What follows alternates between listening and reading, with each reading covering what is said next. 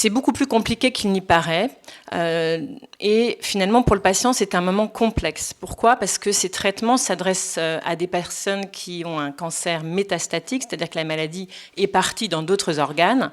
Et donc, finalement, ça vient à un moment qui est quand même difficile, l'annonce d'une maladie métastatique ou de l'évolution d'une maladie métastatique.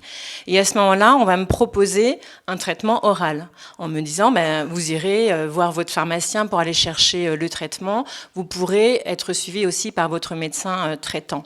Dans la pratique, ça me donne aussi beaucoup de choses à faire moi-même en tant que patient et à un moment d'incertitude et de fragilité.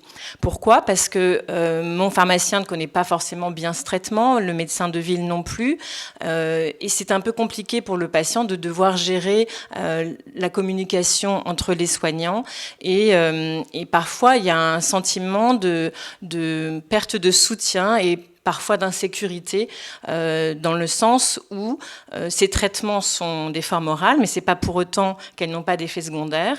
Donc finalement, est-ce qu'aujourd'hui je peux prendre mon comprimé? Est-ce que ce que je ressens est un effet secondaire? C'est vraiment pas si simple pour le patient d'évaluer sa propre situation de santé, notamment lors de la mise en place de ces traitements, les premières semaines du traitement.